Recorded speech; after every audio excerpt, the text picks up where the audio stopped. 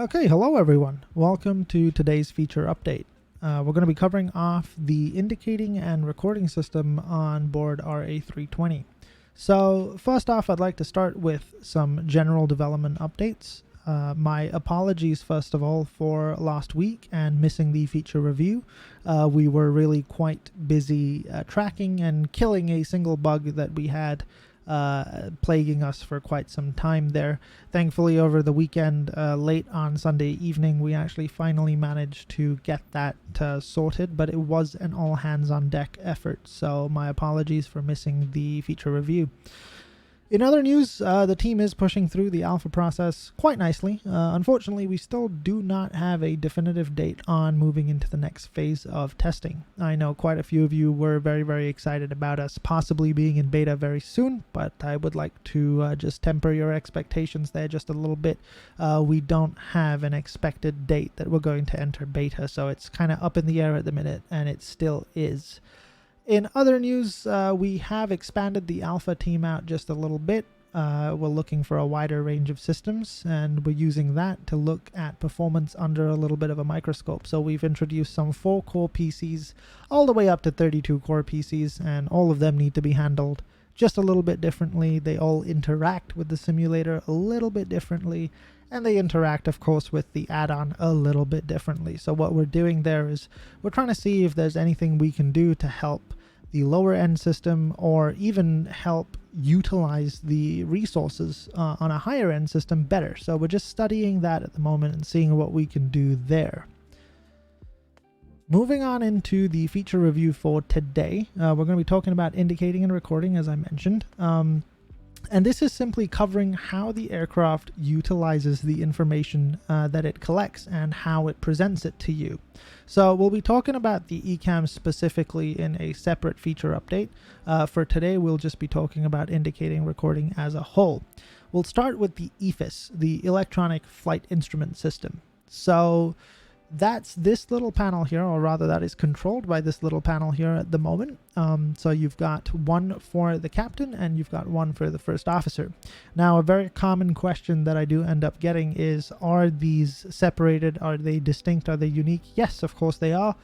They are exactly this way on the real aircraft, so you can set these up left to right completely separately however you like. So on the left side, for example, if you'd like to bring up all the waypoints, and on the right side if you want to bring up airports, for example, and we expand the range out there just a little bit so you can see another airport. We are on an island, so there aren't very many airports nearby, but yeah, that's the one. So yeah, completely separate and completely, you can do whatever you like with them, and they're distinct. They have the functions that the real thing does, so of course you can tune VORs, ADFs, whatever you like really. Talking a little bit more specifically about some of the modes that you have to depict information here. So this EFIS control panel controls, by and large, the navigation display. There are some functions like the LS, which brings up some more information on the primary flight display, but by and large, let's talk about the ND. So you have some ROSE modes here, and these are quite interesting because you can do quite a lot of raw data flying with these. Now, this is already in, it already works quite nicely, and if I just kind of move this around, so using the RadNav page on the MCDU, you can sort of see how people would do a little bit of raw data flying with this. Now, quite a few of our alpha testers are doing some raw data flying. They find it fun, and if that's something that appeals to you, then yeah, you've got it all right here if you want to. ROSE LS, so that's ROSE, that's the landing system. So this can be used for ILS. It can also be used for FLS approaches and some non-precision approaches. So this can really be used in a very interesting way to basically fly yourself completely raw data in this very complex aircraft, which some people find quite novel. So there you are. So we'll go through the Ecam now, and we'll talk a little bit about all of these sensors. So looking at the Ecam and the amount of information that's being fed into the Ecam, there are a lot of sensors on board this airplane. Now, all of those sensors have to feed into something, and they have to, of course, process that information. They have to convert that information from all of these sensors, and they have to then put it out to you in a digital format so that you can see them on your screens in front of you. That brings us to the SDAC. Now, the SDAC is the System Data Acquisition Concentrator. So the SDAC takes hundreds of inputs, both analog and digital, from sensors all over the airplane, and it converts those and it distributes them to other equipment in digital form. So that digital form is called ARINC 429. So that's a standard that's used for those of you that are familiar. These parameters that are input to the SDAC, they are of many, many different types. So you've got wired discretes, you've got bools, you've got digital on bus, analog on synchro, low-level DC, high-level DC, high-level AC, frequencies, resistances, temperatures, things like that. Basically anything you can see on your Ecam has been fed through the SDAC by and large. It's a huge aggregator basically for any sort of wire coming out of any sort of sensor to then feed the airplane with information about itself. So let me just bring up a quick diagram here for you to have a look at. So this is the diagram for the EIS. So again, this was brought by smartcockpit.com. So that's what I'm using to just depict to you. If you want to have a look at this, you can find it there yourself. So as you can see, each SDAC receives 388 discrete inputs, 24 ARINC 429 buses, 12 synchro signals, 46 analog inputs, 1 frequency measurement input, and 14 temperature measurement inputs. So there's quite a lot going into each one of these. Of course, when I say 24 ARINC 429 buses, and then we move on to like 12 synchro signals or analog inputs, you can see that each SDAC is essentially able to take the input of both analog and digital sensors. So that's actually quite an interesting bit. It then converts these and puts them out in a digital format, as I mentioned. So a really, really good way to demonstrate this would be to kill the SDACs. So we're going to go ahead and do that.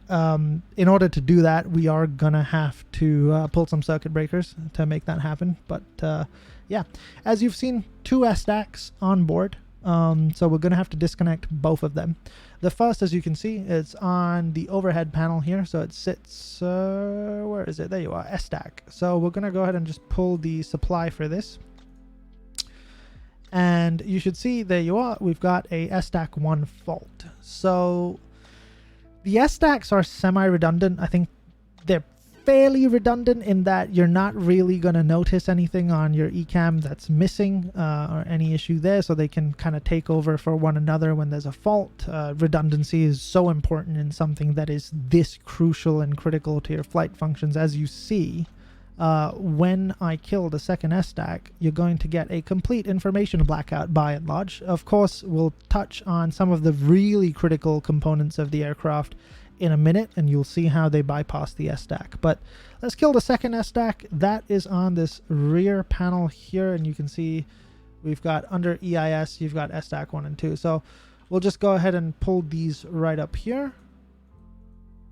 So that should then be the SDAC, both of them gone. So there you go. So that's both SDACs gone. And if you look at the bleed system, you can see all of these are being fed into the SDAC. So the aircraft has basically lost the ability to gather and feed most sorts of information. However, very specifically, the engine, as you can see here, the fuel and the flight control and the wheel system pages are available to you. And the reason for that is because they bypass the SDAC. So there is some information still available to you if you lose both SDACs. So let's just bring up the engine page as an example. So you can see here all of this information right here. The vibration data that you've lost, that is wired into the SDAC. So that's being brought to you by the SDAC. But the other information is coming directly from the FADEC system. So that's the full authority digital engine control system. So if we just look at the diagram again really quickly, you'll see that there is right here your nav and AFS sensors, FADEC, FQI, LGCIU, and FCDC. So these are bypassing the SDACs, and they're wired directly into the FWC. which is handy because when you lose the SDAX, you kind of still want engine information. It's not ideal for you to be losing that entirely. So FQI, that's the fuel quantity indicator. FADEC, as I mentioned earlier, that's full authority digital engine control. LGCIU, that's the landing gear control interface unit. And the FCDC, that's the flight control data concentrator. So that basically processes data from the ELACs and the SECs. So the ELACs being the elevator and aileron computers, and the SECs being the spoiler and elevator computers. So these are still providing input, and that's because these computers bypass the SDAC, and killing the SDACs is not really going to affect them. So if we just really quickly have a look, the flight control page, you can actually see you've still got kind of all your flight control indications. So if I just set the trim to whatever, which is weird that it's sitting at 3.5 up, but anyway. So you can see that killing the SDACs doesn't really affect them. Now, if we go to the bleed system, as I mentioned before, bleed is completely dead because it's just wired into the SDAC. All of the wires and sensors and temperature sensors and stuff we were talking about in the pneumatics feature review, they are all wired into the SDAC, and now they're completely gone, right? If you look at electric, for example, so that's completely gone with the exception of external power. All these sensors wired into the SDAC, so completely gone. Same thing with hydraulic. Let's just bring up hydraulic, completely gone. Let's see, on fuel. So if we bring up fuel, you'll see that you still have the FQI, so that's the fuel quantity indicator, but your pump information, your pump status, that is being processed by the SDAC, so you get nothing there. You just know how much fuel you have no idea what your pumps are doing. Doors are completely wired into the SDAC, so you're missing everything here. APU, we bring that up. So the ECB, the electronic control box for the APU, that is also wired into the SDAC. That is also completely gone as a result of that. So if we just bring up the flight control page here again, so you'll notice, like I said, you still have this info coming out, but you know, I'm going to reset the circuit breakers and we'll talk in just a moment about the FCDCs once again. So let's just pop these back to where they need to be. So that's these three up here. And we should have a couple back here that need to go back in, and then we're good. All of our indications come back to us. The airplane is back to life. Everything is great. So I mentioned FCDCs, right? So let's just go ahead and pull the circuit breaker for this too, just to demonstrate. So we have two circuit breakers to pull. So you just bear with me here. We'll go back over up to the top. So there's FCDC1 supply. So we're going to kill this.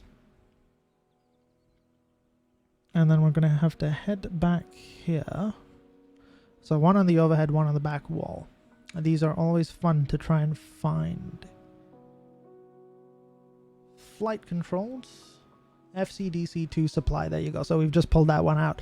So you should now no longer have any information there about your flight control. So if you paid keen attention, you would have noticed that the rudder, when we pulled the SDACs, the rudder was actually gone. We couldn't see what the rudder was doing when we put the SDACs back in, and that's because, of course, the rudder is being fed basically through the SDAC.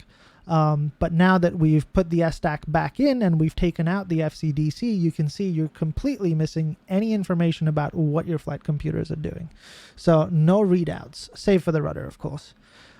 So you can see how this feeds information into the flight warning computer for things like Ecam memos. It's actually really interesting to see the way that these two feed information into one another and then eventually out to you, the user. So a good way to do this, let's just really quickly, let's clear this. All right, there you are. So it tells you flight control indications lost. Let's bring up the flight control page again. So let's look at the Ecam memo, right? You can see right there, it's requesting for you to arm the spoilers. And this information comes from the FCDC. It's fed into the flight warning computer.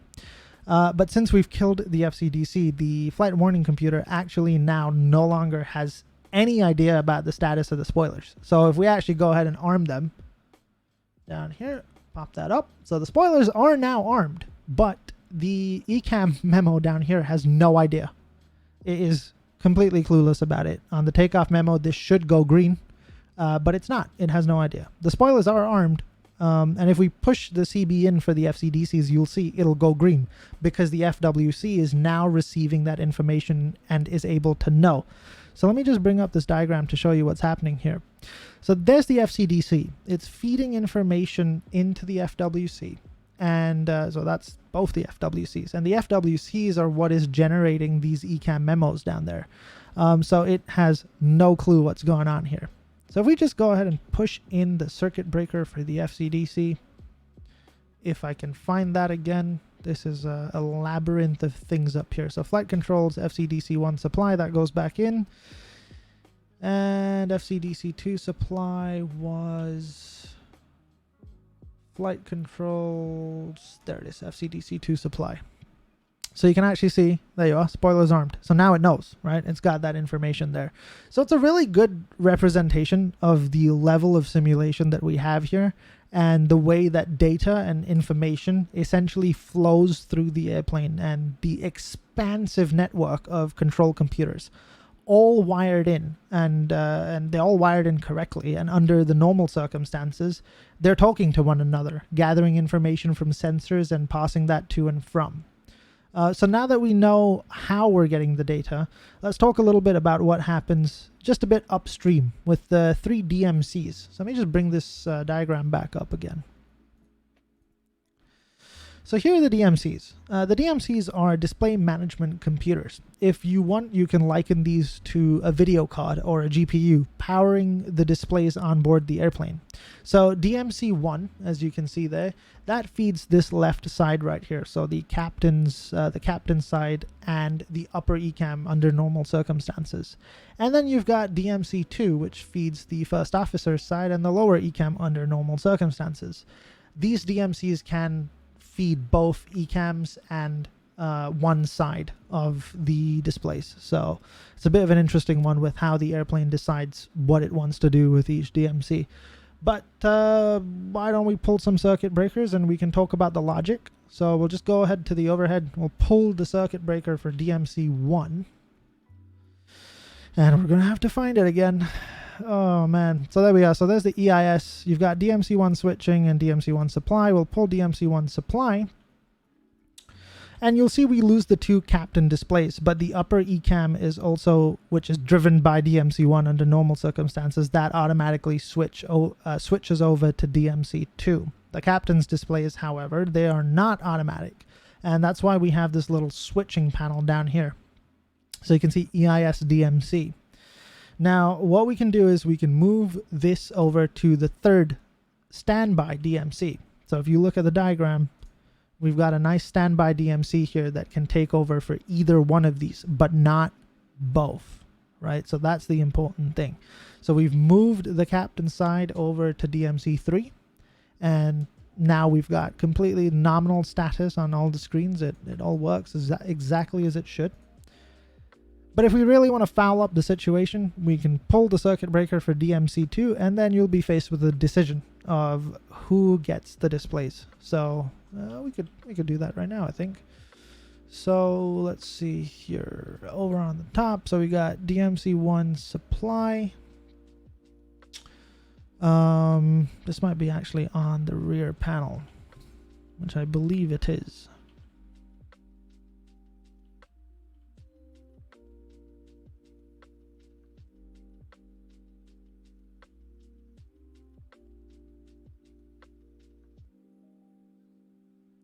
There you go, DMC2 supply. So we pull DMC2 supply, now we have invalid data. It's actually also telling us circuit breaker tripped on the overhead panel. So yeah, now you have a bit of a decision. Who gets the displays? You can switch this from side to side, right? If you leave it on both, you get invalid data across. So this is how it would be set up normally. So we failed both DMC1 and DMC2. So none of the displays are being driven as we've not kicked in the backup. So we've got to manually kick in the backup, and then we get displays on either or. So you're not allowed to have them on both. Bit of a decision to go, but there we are. So let's just pop this back in. And once again on the overhead. There you go. an absolute labyrinth, as I mentioned. So there you go. So it should all now go back to its normal state, and we can set the switching panel back to where it should be. So moving on to the actual screens themselves. So interestingly, the DMCs are also actually quite intelligent. They'll go to great lengths to ensure that you get the most important information presented at the cost of other items in case of failure. So for example, between the navigation display and the primary flight display, the primary flight display is definitely the more important source of information to the flight crew. So we can pull the circuit breaker for the primary flight display and kill it and see what happens.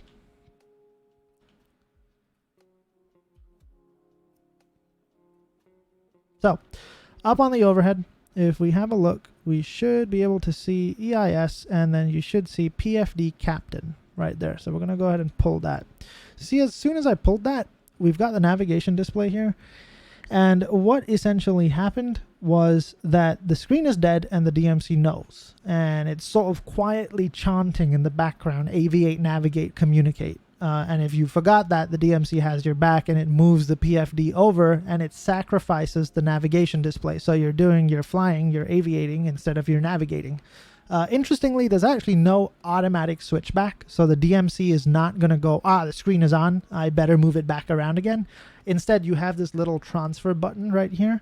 And that's what that's for. So if we just plug that back in again.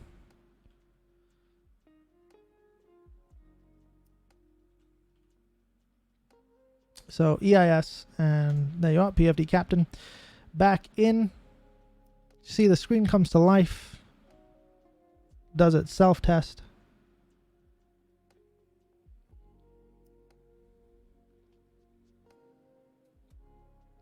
I really hope that's not going to take the entire 40 seconds. It looks like it might. The one time.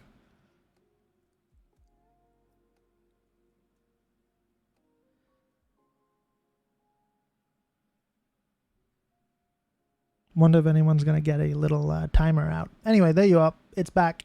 So we have the navigation display now, and this is a bit of an awkward setup. Not many people are used to seeing this. Something's just caught my eye here as well. These should be switched on. They actually do work. There you go. We're just starting the airplane with them switched off at the moment. So there you go. So you got to push this button and then it'll turn itself back around. And that's what that's for. Now, interestingly, the same thing happens with the Ecam screens, both upper and lower. The upper Ecam is considered more important than the lower Ecam. So if we shut down the upper Ecam, it'll automatically switch over just like the PFD did. So this does give you a few additional headaches. We'll talk about that in just a sec. So let's just turn off this Ecam. So I'm just going to turn it off via the switch instead of fiddling with the overhead for a moment. You probably could go find the Ecam circuit breaker and pull that, but we'll just do this for the mo. So yeah, now you got some headaches. What do you do if you want to see your electrical page? What do you do if you want to see any of these, really? Airbus had a little solution. It's called single Ecam mode. So if you want to view something like your electrical page, for example, you need to push and hold, and it will only show you this for as long as you've got this button held down. See, I let go of the button and immediately it goes straight back. So if we do this for bleed, press and hold, and as soon as I let go, it switches back over. So a bit of an interesting solution to single Ecam operations, but there you are. Still, there are some other things that you might want to think about. What if you have a parameter that goes out of control? So normally the airplane will automatically open the relevant synoptic on the lower Ecam. So if you have something that's failed on the electrical page and you're in a normal condition, the electrical page will actually automatically bring itself up just to let you know, hey, there's something wrong here, and it'll color it in amber. But if you're in single Ecam mode, it can't get rid of the display that's there because this is considered a critical flight function. So let's overhead the Idg oil and we can see what happens, I guess. Config failures. That'll be under elec.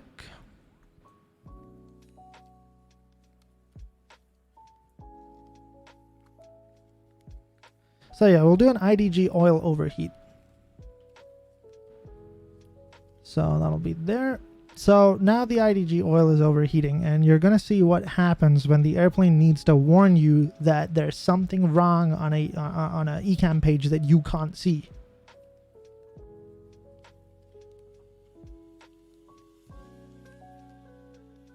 So you can see what it does there. It starts blinking the ELAC page at you, and it's trying to tell you, hey, there's something you need to pay attention to right here. It's kind of important. And it brings up this little ADV advisory. So it says advisory right there. And if we push and hold, there you are. There's our failure. That's the IDG1 temperature shooting up there in amber. There you go. So, bit of an interesting one. It's not something many people actually really consider, but it's kind of a cool one. So let's just unfail that. And let's turn on this upper page again, or the upper Ecam again. So I'll run through its self-test, and I've got to fill in time. So let me hit you with a fact while we wait for this to do it. Okay. So these little self-tests, they're actually hooked into the LGCIUs, so the landing gear control interface units that we talked about earlier. It actually doesn't run through a self-test while you're in the air, and the airplane thinks it's in the air. So if you've basically, there's no weight on wheels, it's not going to run through a self-test. It's actually going to just straight away give you the display. I guess filling time kind of worked. There you go. Okay, so moving on. We'll do a little failure.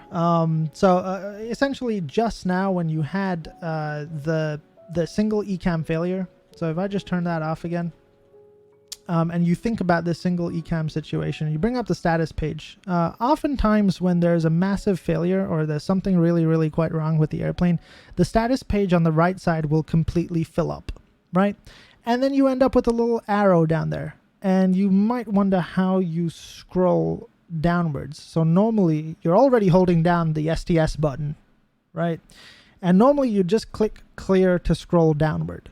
But when you're in single Ecam mode, you have to release and push STS again, and it will scroll down for you. That's a pretty funny little trap that you can fall into without knowing, because there's no indication that you're on the second page. So there's a downward arrow telling you you're on the first page, but when you're on the second page, there's no upward arrow. So it's a bit of an interesting one. It's a little bit of a trap that you can fall into if you click that for the second time and you just see a much smaller list of things that have broken. So yeah, a bit of an interesting one. So one cool little final thing about all of these Ecam shenanigans, we'll do a little DC ESS failure. So we got to head up through this massive list of stuff. Oh, I think that might actually be a little bit lower.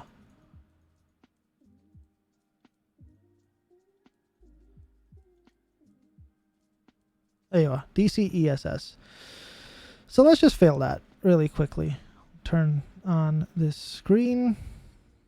I think we're going to have to unfail our DC ESS so that we can get the screen back on. There you are. So I don't have a second fun fact about these self-tests in progress, so you're just going to have to wait this one out.